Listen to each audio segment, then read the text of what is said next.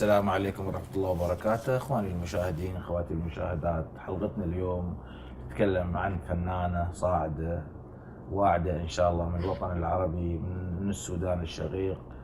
نتمنى لها ان شاء الله التوفيق، ونتمنى لها ان شاء الله مسيرتها سواء معنا نحن او مع في وطنها الكبير تكون نجمة ساطعة في سماء الشاشة، التلفزيون والمسرح والسينما. أمل حسن، كيف الحال؟ بخير الحمد لله. أمل حسن، ما شاء الله عليك نشيطة ومجتهدة على نفسك، ونتمنى لك التوفيق. أنت بديتي كيف؟ بدأت أول شيء أدوار بسيطة، كومبارس، مسلسلات، أطلع برنامج، شوي شوي مسرح، أدوار خفيفة يعني، استعراض، كومبارس، شوي شوي دور دورين ثلاث. الحمد لله صرت أخذ أدوار رئيسية، بطولة وشي. بطولة وأدوار صغيرة. أنت مستمرة يعني للحين، أنت ما شاء الله عليك مستمرة. أنت قبل فترة كنت في أيام الشارجة المسرحية، شفتي أعتقد المسرحيات اللي قدمت، شفتي الأعمال اللي قدمت، استفاديتي شيء من هاي الأعمال اللي قدمت طول الفترة؟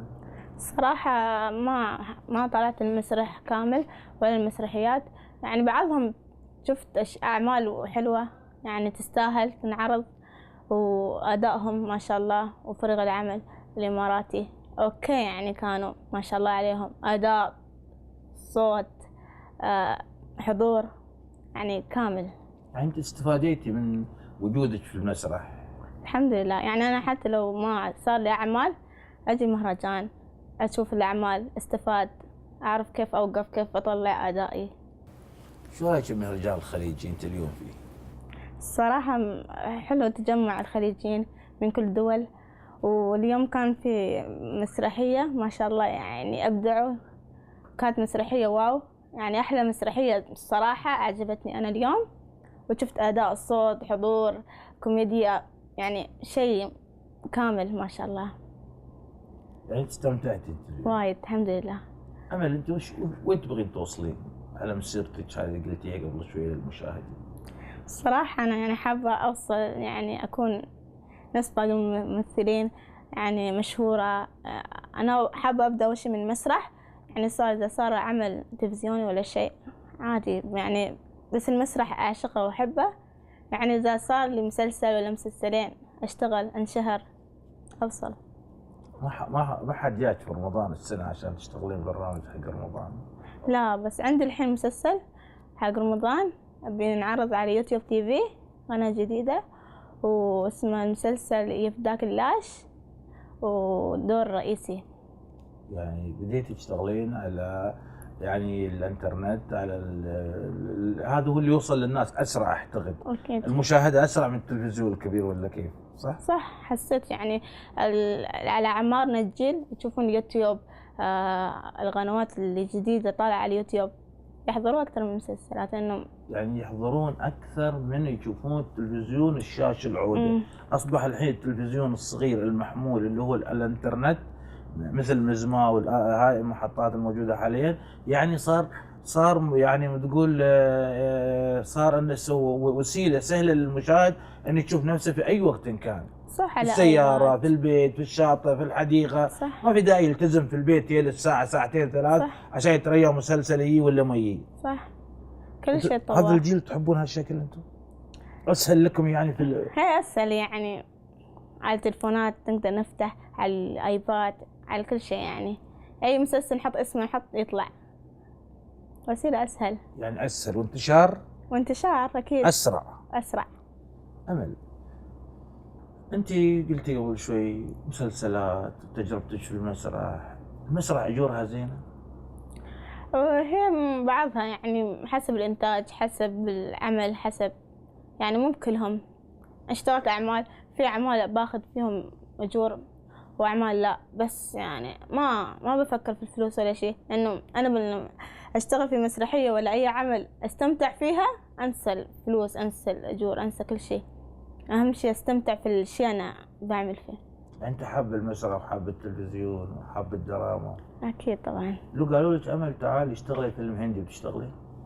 أكيد يعني لازم، بس فيلم هندي أتكلم هندي صعبة شوي. شو الصعب؟ هندي أوكي، إنجليش أوكي يعني، بس هندي اللغة. اقصد هو هاي شهرة بعد، هاي افلامهم توصل واصلة أكيد شهرة، الناس. بس يعني لغتهم تختلف عن لغتنا. يمكن تعلمينها يوم يومين 3 تقري الحوار. يوم يومين صعبة شهر. أكثر. أيوة شهر حسب. امل، انت الحين يعني من ما قلتي لي اليوم في المهرجان الخليجي وشفتي المسرحيه هاي حلوه وشفتي اللمه وشفتي الالتحام الناس الموجودين، اكيد حصلتي ناس زملاء جدد حق المسرح، حصلتي صديقات جدد حق المسرح، تعرفت على شخصيات جديده في هذا المهرجان، من مخرجين من منتجين من ممثلين. اعتقد هذه اللحمه فادتك في شيء. أكيد يعني بعض الأيام أروح يسألوني ممثلة، أخذ أرقامي، أعمال مسلسلات لرمضان. يعني في بعضهم أخذ يعني حابة أشتغل معهم، بعضهم مو حابة أشتغل معهم. يعني انت تختارين العمل اللي يناسبك. صح أكيد. امل طبعا اخواني المشاهدين شابة مرحة، يعني عندها حضور في المسرح، عندها حركة في المسرح، أتمنى لها التوفيق ونتمنى أن تكون يعني في يوم من الأيام ممثلة أكبر عن كذي. أمل، بعد عندي سؤال خفيف. أنت تقولين عندك مسلسل حق رمضان، هذا المسلسل على اليوتيوب منو كيف تأليفه؟ منو مؤلفه؟ وشو القصة تاعي؟ قولين القصة بسيطة منها يعني. قصة يعني إحنا 3 أولاد، يعني أنا وأخوي الأول والثاني وعمي، يعني قصة كلها في البيت، إنه أهلي متضاربين نحاول نصالحهم من بعض لبعض يعني. وقصة يعني أنا يعني وضع الأم والأبو يأثر علي، بغيت أتزوج أي حد، بتزوج أي حد لدرجة تزوجت واحد مجنون وأثر علي وأخذت حبوب وانتحرت. ايش رايك في الافلام القصيرة؟ فيلم قصير ما تعجبني. ما جربتيها؟ ما جربتها بس ما عجبتني. يعني الحين كم واحد طلبني بس ما أروح، أنا ما تعجبني. افلام قصير هي شهرة. أكيد فيها شهرة بس ما أحب أشتغل فيها.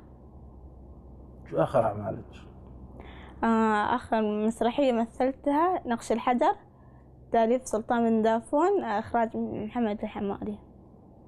لا جاسم الحمادي.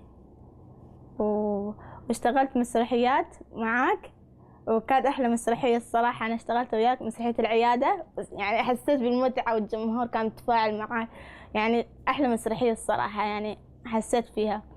ومسرحياتك علي بابا والبيكامون استمتعت فيها. بس كنت انت فيها برضو ما شاء الله عليك، يعني انسانه، يعني الجمهور لما يشوفك انت كان يستمتع في عرضك. كله من فضلك استاذ. لا بالعكس، الفضل الله سبحانه وتعالى. انت انسانه مجتهده وقادره انك توصلين واثبتي نفسك حتى اليوم انك مستمره، وهذا هو سر النجاح.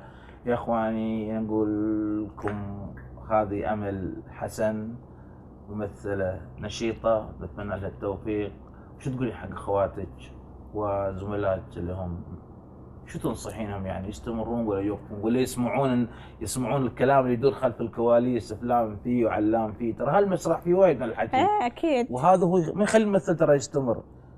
هل هالطريقه الممثليه بسرعه ينتهي، صح ولا لا؟ صح، يعني شتت تفكيره، حتى يعني يطلع من الاداء اللي هو فيه من الشخصيه كلام كلام كلام، اطلع دورك طلع ادى شيء مو بس. يعني لو كل واحد على نفسه يقرا النص، يراجع حواراته، يفهم الشخصيه، يتغمق الشخصيه، يطلع شيء ثاني.